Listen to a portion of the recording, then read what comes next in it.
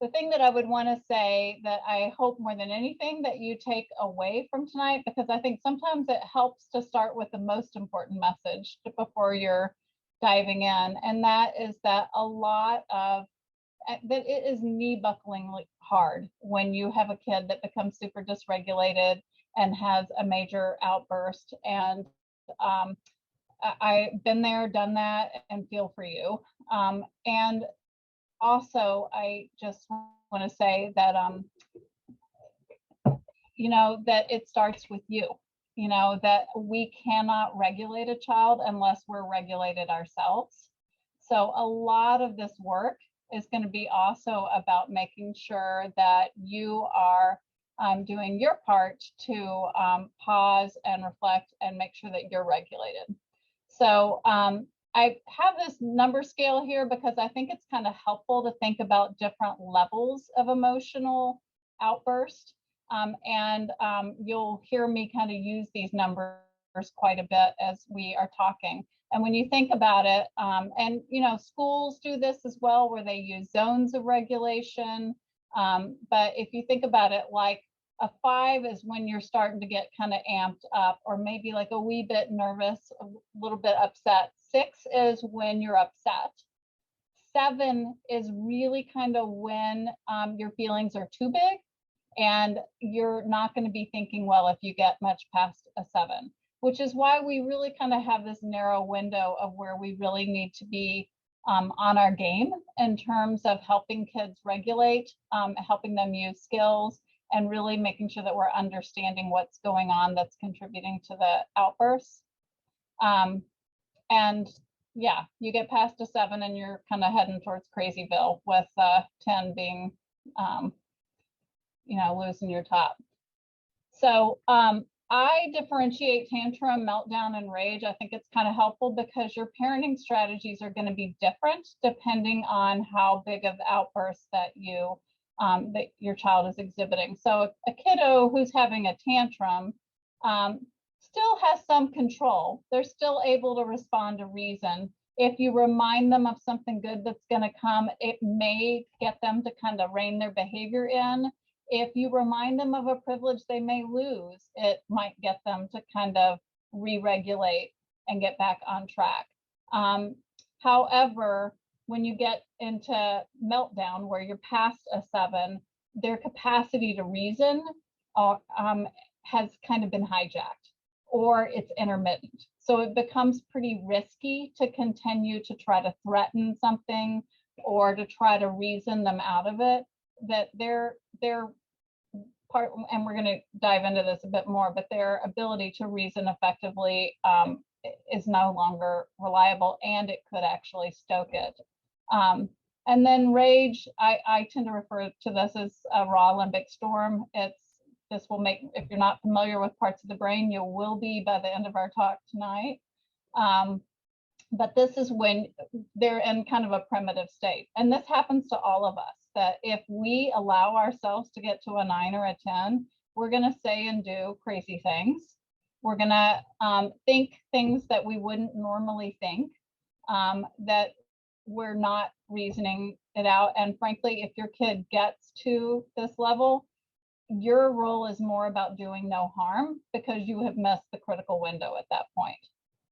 So I'll give you all a little bit of an example, and I think many of you could probably relate to this. So say we'll call him Jimmy, okay? Say Jimmy is 10 years old and has a wee bit of an addiction to Minecraft, okay? And you have, we're going to add some parent triggers in here too. So let's say you have relatives visiting, okay? Grandparents who might be a wee bit judgy, okay? And you guys are going to be having a family dinner. You want your son, Jimmy, to get off of the gaming device, and you've given him a time warning. You've done everything you're supposed to do. And he starts arguing, and he's like, that's not fair. You told me that I had time. I'm going to lose it. I have to be able to finish this, or I'm going to not be able to, the whole Minecraft talk, right? He's kind of at a tantrum stage. Okay. So You say, if you don't turn it off, I'm going to have to turn it off, and then you're going to lose Minecraft tomorrow. Okay. Meanwhile, maybe you have grandma in the background saying, I can't believe you're letting him get away with this, or something like that. And then he proceeds to throw the remote control, and he's screaming, and maybe he even says, you're the meanest parent ever, something like that. So I would say you're at the meltdown stage. You send him to his room, and as he's walking down the hall, he knocks over a picture frame, and you go down the hall and you don't hurt him, but maybe you're not so regulated yourself. Maybe you kind of grab him by the shoulder and says, your grandmother can hear this, you need to be quiet. Okay. And then he escalates further, and he's like, you're hurting me, you're hurting me. And he slams his door. And then, of course, we'll have to add that it's summer. Okay, so the windows are open, and he's in his bedroom, and he screams outside, they're trying to kill me. Okay, so that would be kind of an example of where he is completely dysregulated, and you're dealing more with a rage episode. Okay, so I would bet some of y'all have experienced that whole range, and if you haven't, kudos to you. So this is a handout I use a lot in my practice. Okay, I'm not going to get into these upper terms of dorsal vagal, ventral vagal, and sympathetic. That's based off of polyvagal theory, so just ignore that for now. You'll notice that the colors mirror what the schools tend to use of zones of regulation, except I've added orange. But schools will often talk about how if you're in the green zone, you're good to go, you're ready to learn. If you're in the blue zone, you're too sleepy, shut down, possibly sad. Yellow is when you're a little too wiggly, too silly, too anxious, frustrated, right? And then orange would be when it's kind of way too much, right? And you'll see my numbers are there as well. And I have the examples of behaviors down there too.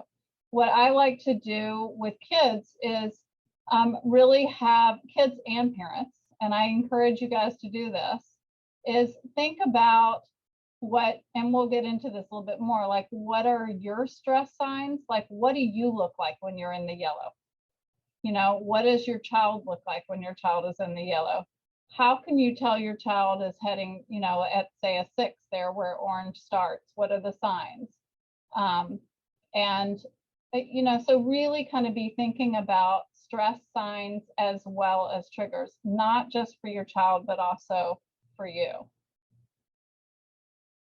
That little dash that you see by the 7 is there because that's where calm down tools and regulation strategies tend to stop working very effectively in the moment. Okay, so your power is when it's at a 7 or less. This is honestly kind of a stupid slide, so I would encourage you not to focus on it that much. The point really is just that we have all that this is complex. You know, that some kids may have problems with anger because they've simply developed bad habits. They've outgrown having tantrums in the school environment or in the community, but it's kind of become this well-worn path in their home environment where it's just kind of become habitual. Or this is kind of a sensory kid that is triggered by the wayward thread or in their sock or their tag sticking out. You know, or it has to do with experiences such as loss of a friend or struggling in school. Or you may have a kid that tends to kind of really get stuck in negative beliefs, like that's not fair, you know, tends to kind of see the glass as half empty or be a very rigid thinker. I think for sure, all of the kids that have meltdowns or rages are struggling with their regulation state or their level of arousal. And then you may have some kids that have had early trauma that has impacted their brain structure, or they may have ADHD, which impacts their brain's ability to put on the brakes. So just an example of kind of some of the complexities there. So this may be very familiar to most of you, some of you, I don't know, but I'm going to go over this because even if you are familiar with Dan Siegel's hand model for the brain, I think it's quite helpful to review it. And I mean, I do this all the time, and I find it helpful. I've gone through it hundreds and hundreds of times, and I think it's a really helpful way to explain it. So if you were a kid in my office, I would actually have you draw on your hand to do this.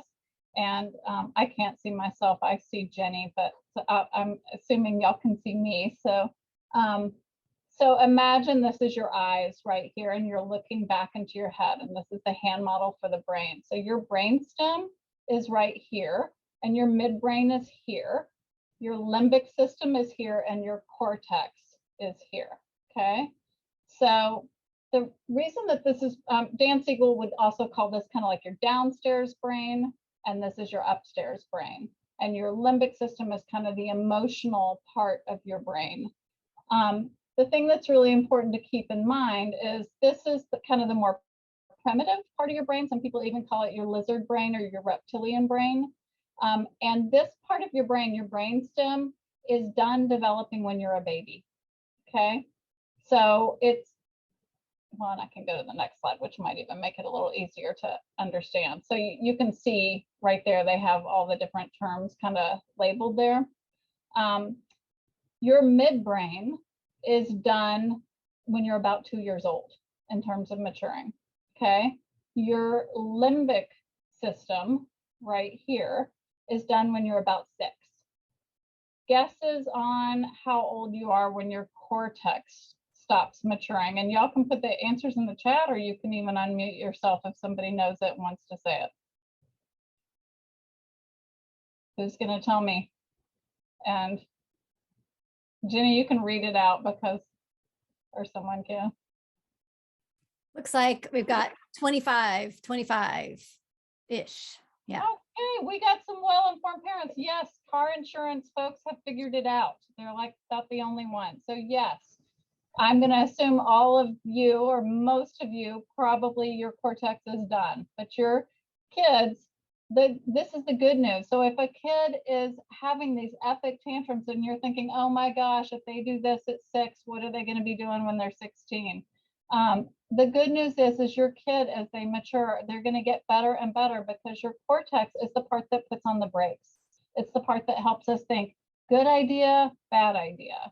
And when we freak out, when we're past a 7, that means we have flipped our lid. That means our amygdala, which is basically the alarm in our brain, has gone off. And that it's kind of like when you think about like stress hormones like cortisol and adrenaline, that's like almost like a sprinkler system that kind of gets turned on, and your survival skills kick in, you know, fight, flight, or freeze. That's great if it's a real emergency. You know, if a lion walked into my office right now, I would want my cortex to flip its lid, because I don't want to be problem solving and reasoning. I want to act, and act fast. So it's efficient for a real emergency for our cortex to be hijacked like this. And, you know, because we're not going to be asking questions like, I wonder the species, you know, or where this lion could have come from. We're going to be like grabbing a lamppost, screaming, throwing a chair. And that's all your downstairs brain. So the problem is, though, that for kids and adults, for a lot of us, we may have an amygdala that's a little overly sensitive. If you have a kid that has had early trauma, or if you have had early trauma, it affects your wiring. You can totally lead a normal life, but you have to work a lot harder at getting your cortex to turn off that amygdala, because you will be prone to more false alarms. So here's another way to kind of look at it. And I think it's kind of important to keep in mind that your brain is organized from the bottom up, okay? So if you look on the right side of this slide, it kind of goes through some of the different functions, and you can see that it gets more complex. But hopefully what you're also noticing is that your cortex is the part of your brain that responds to logic and to language, okay? And this is one of our biggest errors, is if your kid's cortex is not online and you are trying to reason with them, you are using the wrong intervention, because language, ability to process language deteriorates the more dysregulated we are. The other thing that hopefully you're noticing there is that if you look at that kind of middle level there, a lot of what does help kids re-regulate is connection and the regulation of people around them. So this is where the humbling part of it all is. You got to be on your game to keep yourself regulated. So, when teachers use the hand model with kids as young as kindergarten, and I will know if a kid has had a teacher that has done this, because kids will say things like, "I'm hugging my big feelings. I flipped my lid," and you will even see kids kind of squeezing, like as a way of reminding themselves to turn off their alarm. So the other thing I want to say about, I'm sure most of you have heard about, we talk about kind of left brain, right brain, and that the right brain part is like the part of us that's able to empathize and be creative and artistic and connects with people in terms of feelings. It's more like our emotional processor, right? And our left brain, and you can remember this by the L's. So left for logical linear language, okay? What tends to happen if you have a kid that's having a right brain meltdown and you're trying to use left brain logic, it's not going to work. Similarly, if you dysregulate and you have right brain excess emotion, you're going to flood your child and lead to more chaos. So hopefully by, at this point, you're definitely getting that take-home message of parent integration leads to child integration. So this is a crazy complex slide that's a bit much to get into during our time together, but I just think it's helpful to look at, and I know it's small on your handouts, but I think it does a nice job of kind of breaking down how the more dysregulated someone gets, the more primitive they're functioning, and it shows kind of which parts of the brain are in the driving seat. And then if you look at what an adult might do that could potentially escalate it or de-escalate it, you will see that you need to get more, the more dysregulated a child is, the more you need to be kind of quiet, present, kind of centered, using like mantras, speaking in fewer words, kind of paying attention to your own nonverbals that you're sending out. If you try to do that top down sort of scare the kid into behaving, it's tricky because it can sometimes work, that sometimes we can be shocked into like stopping our behavior, right? The problem though is, number one, it's not going to last, and they call this the coercive family cycle, where if you are trying to outshock your child by getting kind of bigger and more emotional, it may work then, but then they can become numb to that level, and then you have to go to this level, and then and it can lead actually to bigger problems, and you are not teaching your child how to regulate, which is the biggest problem there. So yeah, okay, so I'm going to move on from there, and this is once again a pretty complex slide, but the main reason that I'm showing it here is this concept of, much like with trauma, when people go through a trauma, they often don't remember the sequence of time. They kind of lose a sense of time when they're in a trauma where 2 minutes can feel like 2 hours, and they'll often say that. Well, we also lose our sense of time when we're extremely dysregulated, which is important to consider, because if you are piling on consequences, like, okay, now you just lost your bike for tomorrow. Oh, you don't care about that? Well, now you've lost it for a week. Okay, well, that's not a big deal. Well, now you've lost it for a month. That we're kind of doing this pile on, and you have a kid who's highly dysregulated where they don't even have a sense of time. So it's not going to be effective for a host of reasons. So this is an important slide. This also, a bunch of different people kind of talk about these same concepts using slightly different language. Dan Siegel might use attune, balance, coach. And collaborative problem solving, they might call it relate, regulate, and reason. For those of you, I do a fair amount of what's called trust-based relational intervention, or TBRI. It's a parenting model for parents who are raising children that have had early trauma. And those are kids that have pretty significant emotional regulation problems sometimes. You know, they would use connecting, regulating, and then correcting. Okay, so, but the point is, if you are trying to help anyone de-escalate, you have to attune first. You have to dial in. You have to let them know you get it. And think about, here would be an example. A lot of times I'll teach calm down tools to a kid in my office, and parents are all excited. They go home, the kid's practicing them. They're getting little incentives for practicing their calm down tools during calm times. Then they get really upset, and the parents say, hey, why don't you use those belly breaths that Dr. Ally taught you? And the kid will say, I'm not doing those stupid belly breaths. They don't work, blah, blah, blah, right? And the problem is, think about it for yourself. If you came in the door and your partner had said that they were going to have the kids get their homework done and they were going to make dinner, and you had expected that to all be taken care of, and you come home and everyone's watching a basketball game and no one's done their homework and there's no dinner, you would be really upset. Okay.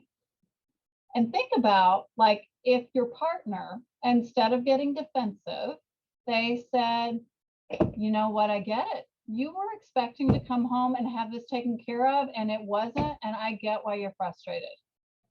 It's pretty hard to continue to argue with someone when you feel like they're relating or dialing in and showing you that they get your emotion. It's the same with kids. It doesn't mean you're being permissive. It doesn't mean you're not setting limits. It's simply showing empathy and connection for what they're emotionally experiencing. And a lot of times it can be really powerful at re-regulating kids. But imagine if your partner, instead of doing that, said something like, you're getting really upset and I think you need to take some belly breaths. Okay, I don't know about you, but if my partner said that to me, I would want to smack him, you know, because you don't want to be coached when you're really upset. And it is the same with children. So a lot of when kids are getting upset is we're really toggling between the A and the B here, attuning and balancing. The attuning is dialing in and matching, and the balancing is using your own regulation system to help regulate your child. It's kind of breathing with them. It's possibly using distraction. It might be using soothing, but your goal is to wait to coach until they are regulated enough to reason. And that is a huge place where we tend to get stuck. We tend to go to the C before we've achieved the A and the B. So this is just an example because I can't emphasize this enough, that I think that a lot of times when parents go to a workshop or they read a parenting book or they're getting some parent coaching, they get all excited with the ideas, myself included, but they kind of forget this really important part, that a lot of parenting is the energy we are putting out. And think about when you were a child and think about the different teachers that you've had through the years, okay? And correct me if I'm wrong, but you could size up pretty quickly when you walked into a classroom if this is a teacher that really enjoys teaching or this is a teacher that's burnt out.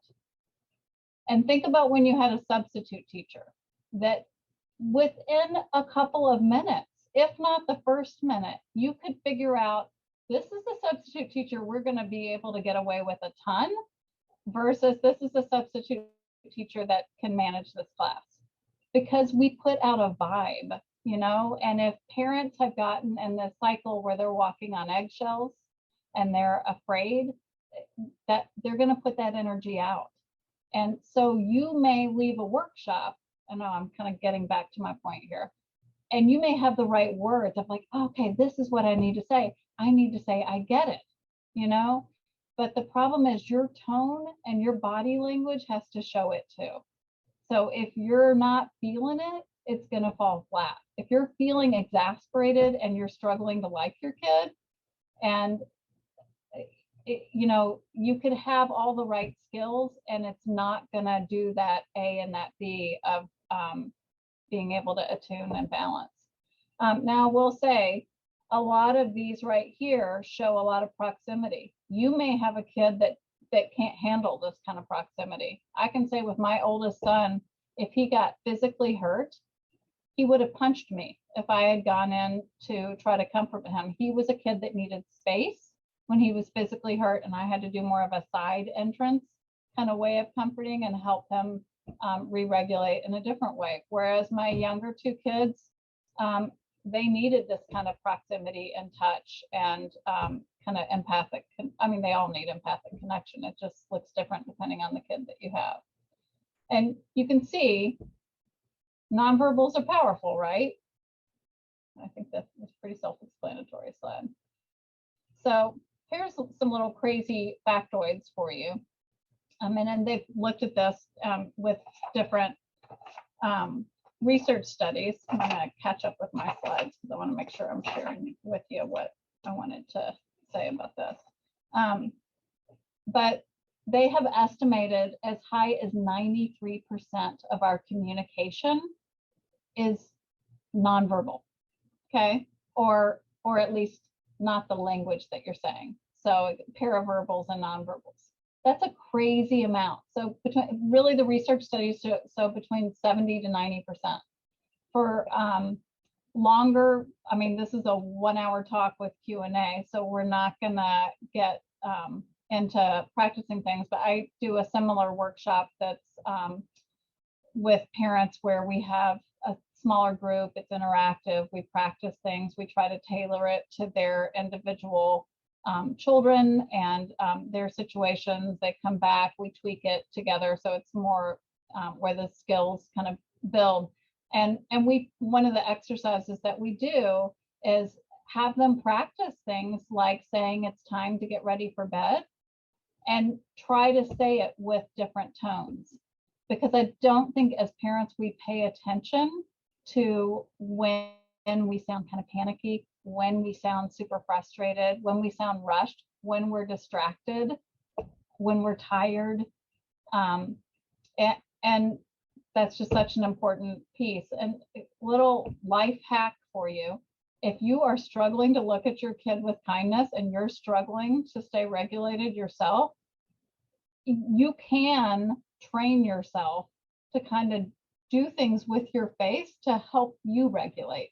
So for example, raising your eyebrows actually can help you with re-regulating. And I would encourage you, get out your, maybe not right this second, although I probably wouldn't know because I can't see you, but actually take some selfies of yourself and try to do a selfie where you look with a gaze versus a look versus a glare. And notice what your eyes feel like when you're making soft eyes, or when you're doing body posture that's kind of more relaxed. And, in my earlier days of working in residential treatment centers and state psychiatric hospital and places like that, this was so important for de-escalating, because you have to be able to send out a vibe of I've got this without looking threatening, and it's hard to do, right? So this is just a slew of some other strategies to be considering. So for example, turning like a bit sideways if you're in the door with your child and your child is escalated, I'm just looking through these to see if there's any that need to be explained. Simple words or calming mantras. The more your child is upset, keep your words brief, like it's gonna be okay. We just gotta calm down first. We'll talk about it later. You know, of just kind of trying to keep it really simple, right?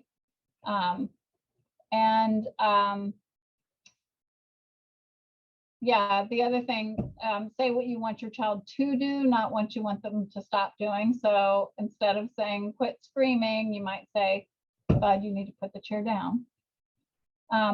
Choices and compromises, you know, when a kid feels out of control and can't have something they want, it sometimes, you know, helps to give them structured choices that you're okay with. Or, you know, if they can ask respectfully for a compromise, I might meet them in the middle, because frankly, that's a lagging skill that I want to teach them how to do. So if rather than having a holy meltdown, if they can say, hey, can I have a compromise? I'm going to seriously consider if there's a way that I can say yes to that, because that's a skill I want to build. It's always okay to acknowledge feelings and reflect. When I say agree when possible, I'm not meaning give in to a want that's not okay, but it might be agree when possible of like, yeah, it is a bummer that you have to do homework before you get to go to basketball. Homework is boring sometimes. Ugh, this assignment looks really hard, you know? Okay, so I'm gonna shift a little bit into doing your detective work. And I'm looking at the time to just make sure we're managing time okay. I think we are fine. I guess one other thing that I do want to add, I mentioned that I often do TBRI, or trust-based relational intervention, particularly well suited for kids that have had early trauma or that have had really rocky in utero journeys where that lower part of their brain might be more primed for dysregulation. But one thing that is not in your slides that might be good to actually look at, if you look on YouTube and type in TBRI ideal response, there's loads of TBRI videos that are on there, but there's a really simple one that kind of takes you through different levels of engagement and levels of response depending on how upset your child is. But you know, it would start with playful, like trying to kind of just use connection and good energy to get your kid back on track, and playful tone, keeping it light. Then you would move to more structured, like, hey, buddy, you got two choices, you know? So it would kind of get to more structured. Then it might be, the next level might be calming, of like, you know what, we're going to need to take a break to calm down here. I need you to sit right here. And so then you're just focusing on the regulating. And then the more extreme would be protective, if it's, which is well beyond the scope of what we can talk about today. Okay, so doing your detective work and being proactive. This is where your power is. I think a lot of times parents get sucked into that if they just have that zinger of a response when their kid's having a meltdown, then their kid's going to have this aha moment and be like, oh, I'm not going to do that again. But in reality, it's way more complex than that. That we really have to do a lot of detective work in order to figure out what is driving and the behavior. Okay, so, and we'll kind of get into that, but by this, I mean, so first off, what are the problem behaviors you're dealing with? What are the triggers that set off your kid? You know, often it's things like transitions, having to stop doing something fun. For certain kids, feelings of injustice, like if they think something is unfair, like their sister's getting away with something that they didn't get away. Loss of privileges, the word no, right? So those would be some examples. And by signals, I mean learning to read the signs of how dysregulated your child is. Kids, humans, not just kids, humans are much like dogs in this way. You know, if you've ever gone through dog training, I remember that we had a dog that would show fear-based aggression. And we told this dog trainer, this dog gives no warnings. This dog will be happy, wagging a tail, and the next thing we know, she's bit us, lunged at our face. And the dog trainer showed us, we just didn't know how to read her stress signs. Who knew that dogs lick their lips as a stress sign? I didn't know that. But that dog trainer says like, oh, she's a lip licker, and she's letting you know that she's trying to re-regulate. And when you think about it, we do the same kind of thing. I remember with one of my boys who we have done this work in my family, that he went through his rough patch. And I remember that when he was embarrassed, he used to go like this. I don't know why, but like whenever he felt kind of really awkward in a group or something like that, that was one of his signals. So I think the rest of this will be a little more explanatory as we go here. So I will tell you, I'm moving Jenny's little picture here. Side note, these top two are two of my kids, okay, when they were much younger, okay? And those are actually pictures of them really dysregulated, okay? But you might not know it if you didn't know them. You know, the upper one on the right, that was when I had really embarrassed him on a field trip, a middle school field trip, and he was glaring at me because I had wanted him and his friends to pose for a picture, and he was super upset with me. My daughter, this is after someone braided her hair way too tight, and her being the pleaser that she wasn't going to tell this person, and she was in a lot of pain. And then I asked her to pose for a picture right as we were leaving the salon, and she lost it, you know. But I just think it's an example of those are stress signs, and you got to know what they are before you get to that bottom right down there. So I'm trying to think what else I want to say about that. I will say, here's another example that might be helpful. When you think also about, and I really encourage you to do this, write down what your triggers are. You know, really think about, what is it that, is it lying? Is it back talk? Is it when the kids fight? Is it being late? I mean, one of the things, I was working part-time, and I noticed that I was much more cranky in the morning on my work days because I had more anxiety about me being late. So we were leaving the house the same time because I was getting them to school. But when it was affecting me, I would get more dysregulated and more reactive with them. And so I had to plan for my trigger and change how I was doing the morning so that I was showing up more regulated. So I think also just taking a look at what's reinforcing it. Do you get really upset? Do you give in? Does the tantrum allow your child to avoid something such as homework or a chore, or reading if they have a delay in reading? For some kids that haven't learned how to self-soothe, or are really lacking emotional regulation skills, sometimes it actually feels good to have a meltdown because it's kind of a release of built up pressure. So, that also is part of your detective work. Do they get a lot of attention from other kids, from whomever? So it's also about taking a look at and unpacking what might be reinforcing the behavior and how you can plan to reduce that. So I really want to emphasize this, and for those of you that are familiar with collaborative problem solving, some of this language will look familiar.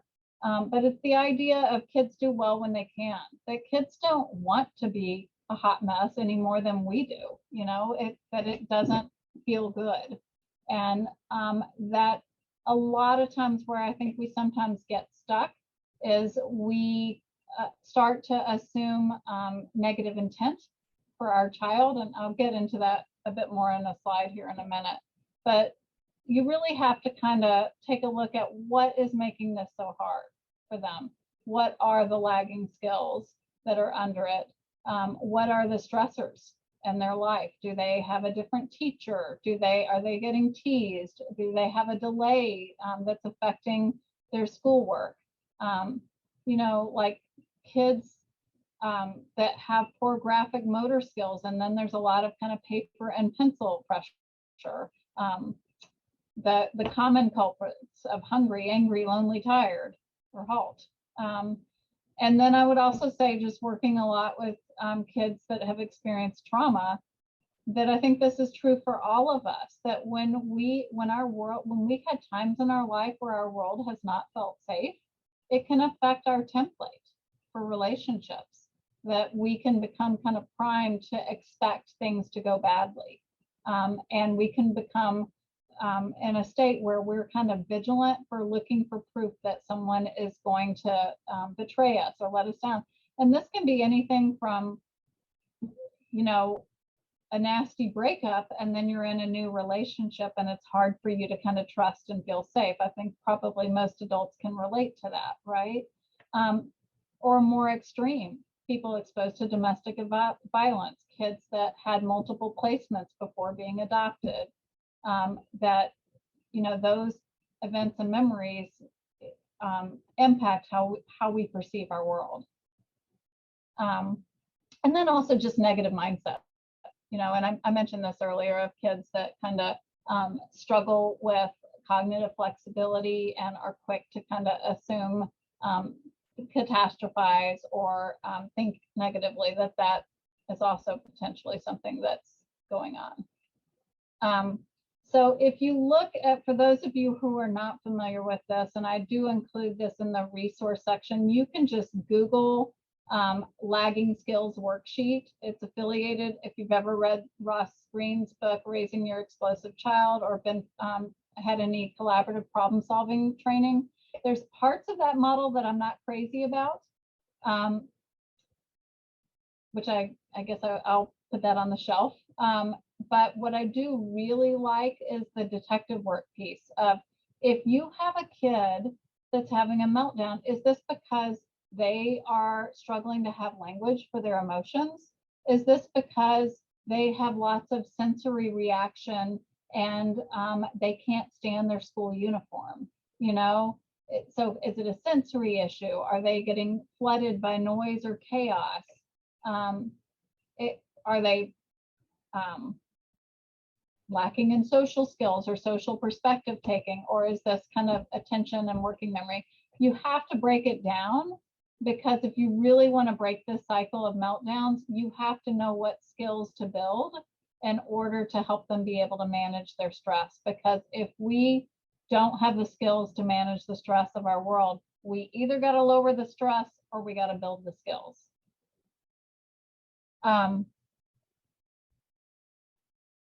There's a woman named Becky Bailey. Becky Bailey is her name, and you could find her on YouTube. She does a lot of videos of conscious parenting.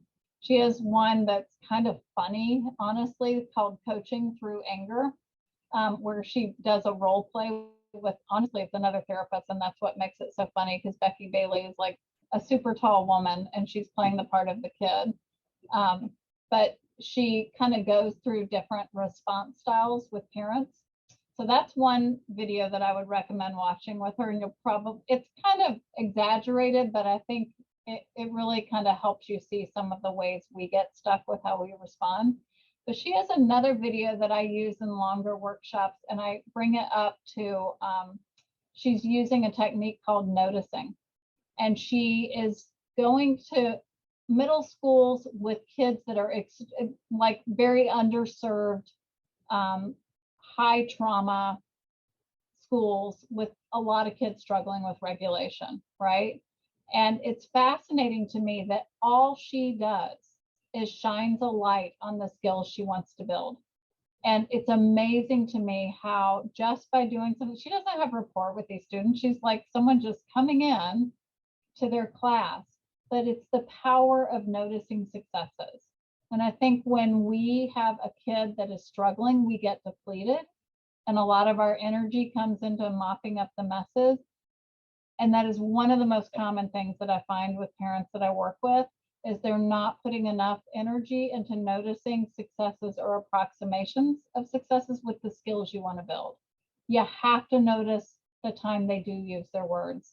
You have to notice the time when they didn't chuck the Lego at their brother, you know, and you have to notice when they were able to share and let their sibling take the lead. And you have to find ways to keep shining a light on, or the time when they are flexible, or the time when they do take responsibility for a mistake instead of doing a knee-jerk lie to cover it up.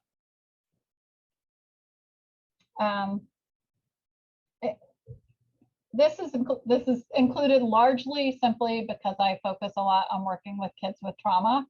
So it's hard for me to do any presentation and not address this, that for kids that have had times in their life when things have not been safe, it's really important to get them back to that place of felt safety.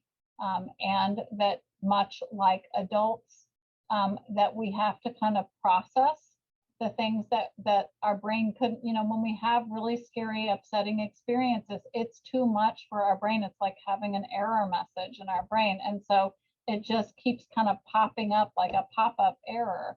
And, you know, we have to be able to process it, because what we can name, we can tame, and what we can share, we can bear. And we do this, you know, if you have a really upsetting experience, maybe you call and like, you wouldn't believe what happened to me.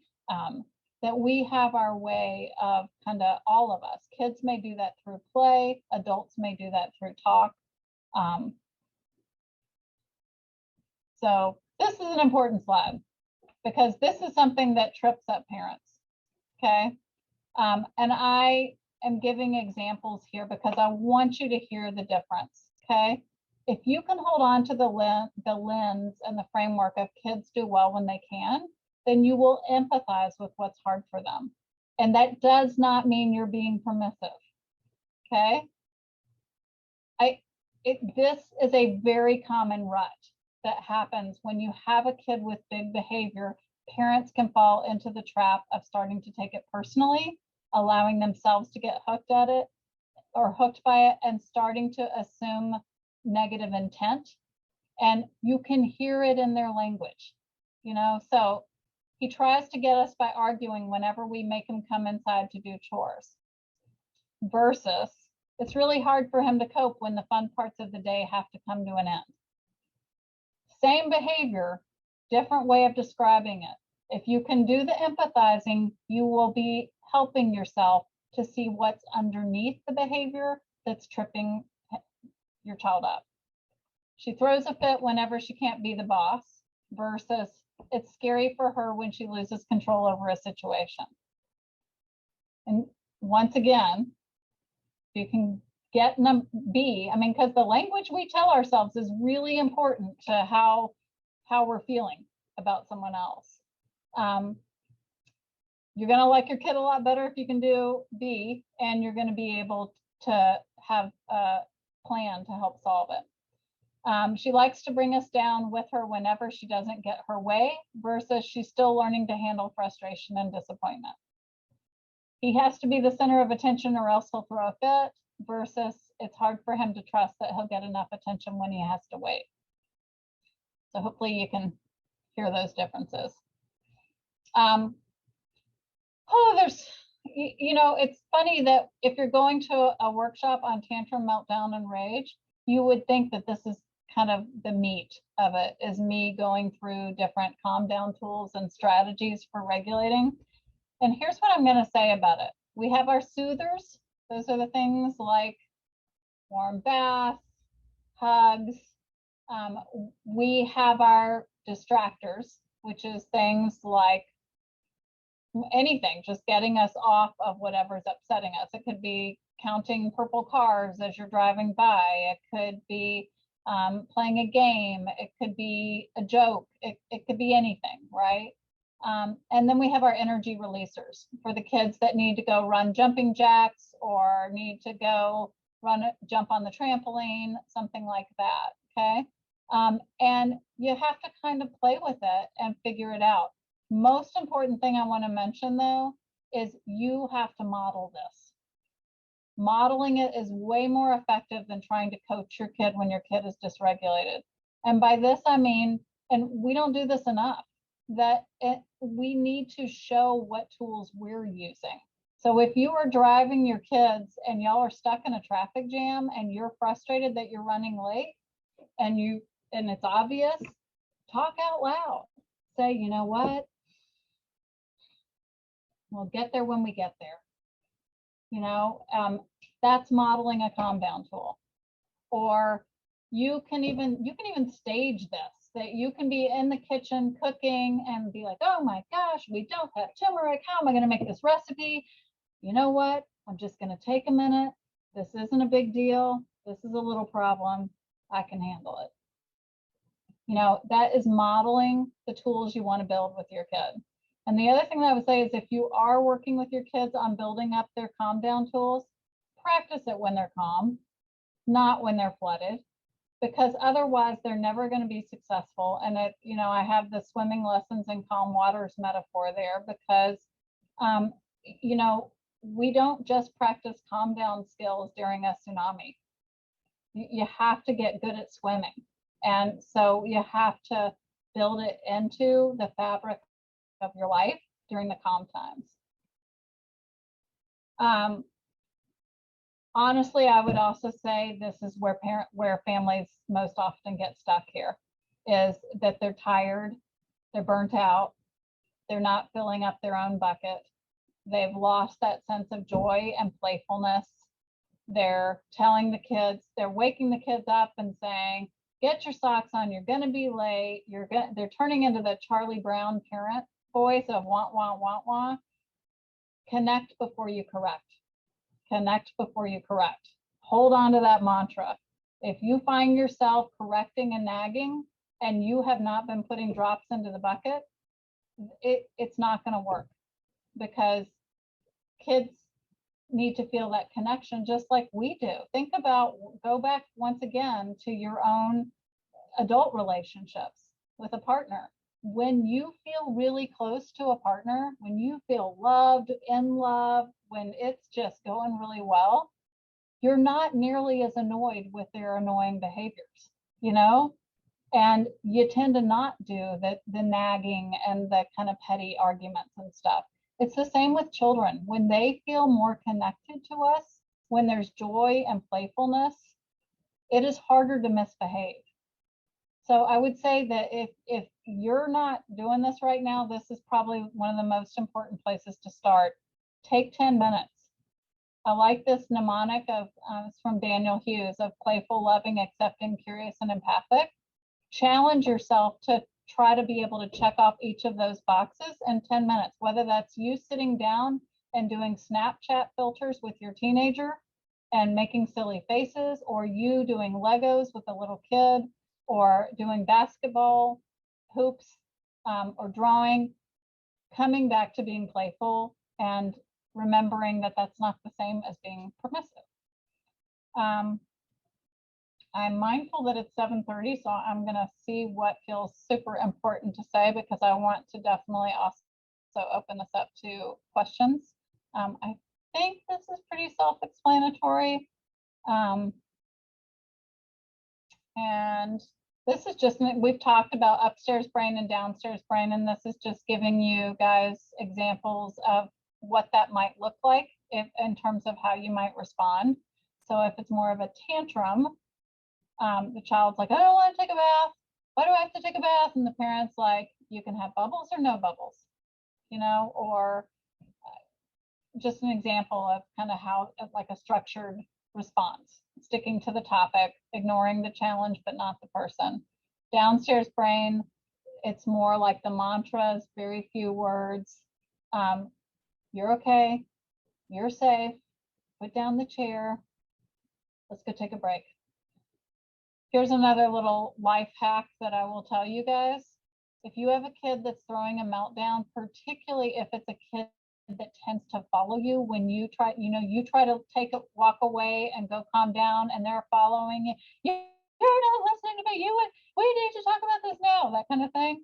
Go out your front door.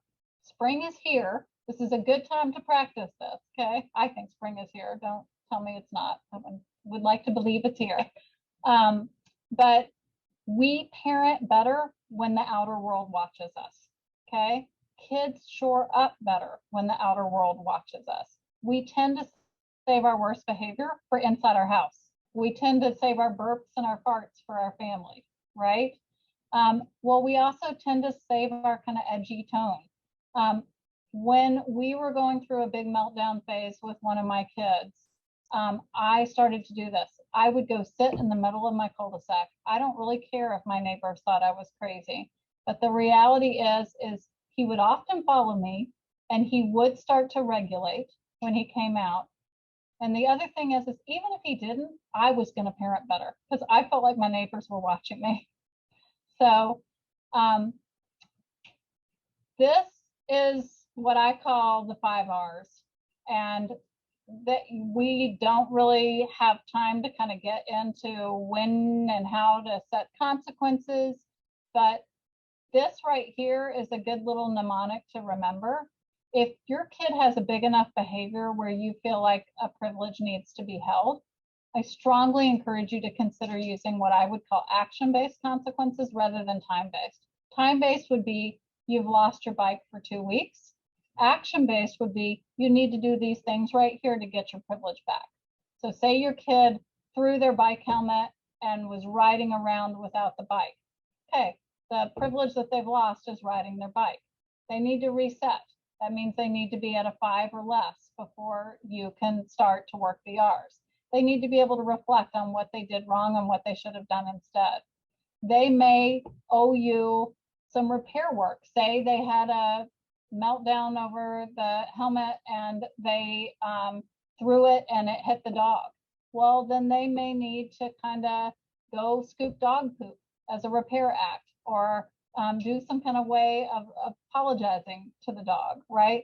The bigger the crime, the more repair, okay? You can expect if they threw a meltdown and threw things everywhere, then you might expect considerably more repair before the privileges are returned. For younger kids up to about age 11, I would do plenty of rehearsing. It tends to become more of a power struggle to do the rehearsing part with teenagers, where I'm not sure it's totally worth it. But say they slammed their door or knocked the picture frame down, you might have them rehearse turning off, they might lose Minecraft and electronic privileges until they can rehearse ending electronics well and calmly the right way 10 times with you. They might have to go through looking at you in the eyes and saying, okay, mom, and then they turn it off or put the thing down, and then they practice maybe going and taking a break if they're feeling frustrated, but having them rehearse what they should have done instead. Once again, using these moments to kind of build those lagging skills. And here's just take-home messages I'm hoping you'll hold on to before we kind of switch over to Q&A here. This starts with you. Stay calm, don't personalize it. Model the skills you want your child to develop. Restore the joy. Kids are much more motivated to please when they feel connected and anticipate joy in the relationship. Know your child's needs, and that, once again, if you have a child that's had scary things in their life, they may not have taught their body to feel safe, so kind of really like, what are the needs? Not what are their wants, but what are their needs? They may want ice cream. That doesn't mean you give them the ice cream, but what's that need there? Are they needing connection? Are they needing how to get through a difficult transition and have something to look forward to? Like figuring out what the need is. Planning for their triggers, their lagging skills, creating opportunities to build the lagging skills and notice successes. Stop talking so much. Out-shocking your child with your own tantrum will never work. And in times of big waves, be the rock. And because a big wave trying to subdue a little wave only leads to a tsunami. So here's my contact information. Here are some additional resources here, and this includes that worksheet that I was telling you about. I think we're going to also have someone from Cedar Mill email it as well, so you have them as links so that you're not having to try to type all that in accurately.